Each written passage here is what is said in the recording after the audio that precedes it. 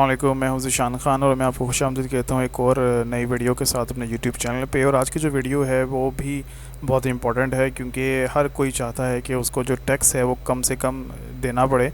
वैसे भी हर पाकिस्तानी जो है डिफरेंट प्लेसेस पे, डिफरेंट जगहों पे सेल के साथ, इनकम के साथ टैक्स पे कर रहा होता है। लेकिन उसके बावजूद गवर्नमेंट ने बहुत सी सहूलियतें जो हैं वो भी दी हुई हैं, फैसिलिटीज़ दी हुई हैं और कुछ ऐसे राह बताए हुए हैं जहाँ से आप अपने टैक्स को बचा सकते हैं। मैंने पहले भी एक वीडियो बनाई थी जिसमें डिडक्टिबल अलाउंस की, जिसके अंदर मैंने आपको ये बताया था कि ऐसे कौन से अलाउंसेस हैं जो आप अपनी टैक्सेबल इनकम से माइनस कर सकते हैं और अपना टैक्स बचा सकते हैं, अपनी इनकम को कम जो है टैक्सेबल इनकम को कम कर सकते हैं, उससे आपका टैक्स भी कम पड़ेगा।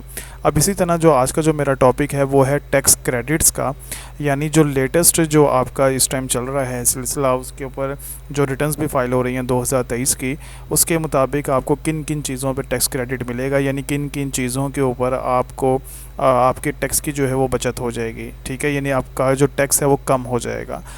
उसमें जी सबसे पहले चीज़ आ जाती है, अगर आपने इस साल में कोई डोनेशन दी थी, चैरिटेबल डोनेशंस को, अंडर सेक्शन 61 लिखा हुआ है इनकम टैक्स ऑर्डिनेंस का, अगर आप चाहें तो आप इसको निकाल के देख भी सकते हैं कि ये 61 सेक्शन में क्या है। अगर आपने उन इदारों को दिया है जो इस सेक्शन के अंदर लिखी है, डोनेशंस दी हैं, तो आप जितनी डोनेशंस देंगे वो आप अपने कंसल्टेंट को बताएंगे और अपने टैक्स को आप क्रेडिट हासिल कर सकते हैं, टैक्स को आप कम कर सकते हैं। ठीक है, इसी तरीके से अगर आपने कोई इन्वेस्टमेंट की हुई है शेयर्स में, सुकुक्स में और लाइफ इंश्योरेंस प्रीमियम आपने हासिल की, जो है लाइफ इंश्योरेंस प्रीमियम जो है वो आप पे कर रहे हैं under section 62 of income tax ordinance, तो वो भी आप अमाउंट जो है वो आप अपने कंसल्टेंट को बताएंगे और टैक्स क्रेडिट हासिल कर सकते हैं, अपने टैक्स को बचा सकते हैं।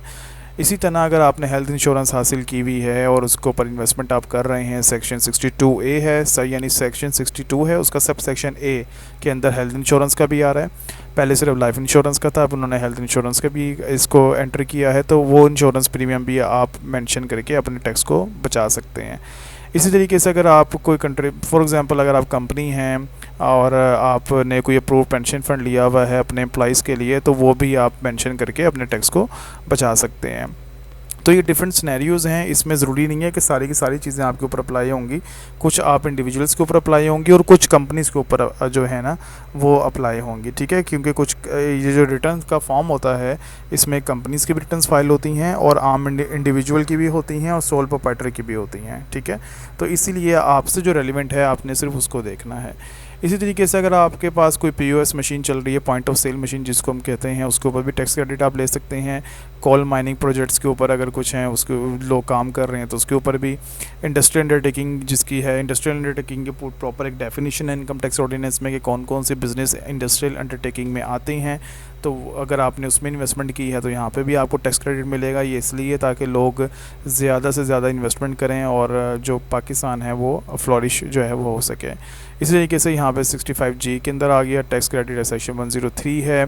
शेयर फ्रॉम AOP, अगर आप कोई AOP हैं और आपने AOP में टैक्स पे किया है, AOP mean association of person है, तो फिर वहाँ से भी आप टैक्स क्रेडिट ले सकते हैं, चैरिटेबल ऑर्गेनाइजेशन के हवाले से भी। तो ये डिफरेंट चीज़ें हैं। इसमें मैंने आपसे कहा है कि सारी की सारी चीज़ें आपके ऊपर अप्लाई नहीं होंगी। जनरली जो आम पर्सन हैं, जो जॉब होल्डर हैं, उनके लिए पहले जो 3 पॉइंट हैं ये मोस्ट इंपॉर्टेंट है, बल्कि यही इस्तेमाल होते हैं जो सैलरीड पर्सन होते हैं। ठीक है, तो डोनेशंस जो लोग देते हैं, लाइफ इंश्योरेंस अक्सर बैंक के जो एम्प्लॉइज़ उन्होंने हासिल की हुई होती हैं, शेयर्स के अंदर भी लोग इन्वेस्ट कर रहे होते हैं, जितनी इन्वेस्टमेंट की है वो आपने फिगर अपने कंसल्टेंट को बतानी है, और सेम फॉर हेल्थ इंश्योरेंस।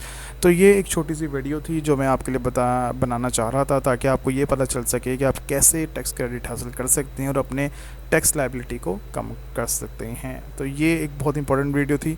आगे आने वाली वीडियो के लिए चैनल को सब्सक्राइब करना मत भूलिएगा, क्योंकि मज़ीद जो इंपॉर्टेंट वीडियो हैं वो मैं आपके साथ शेयर करता जाऊंगा। ठीक है जी, इजाज़त दीजिए। किसी किस्म का कोई क्वेश्चन हो, कोई सर्विसेज आपको रिक्वायर्ड हो फाइनेंशियल सर्विसेज के हवाले से, तो आप मुझे SMS कर सकते हैं, कमेंट भी आप मुझे कर सकते हैं। तो इजाज़त दीजिए, अल्लाह हाफ़िज़।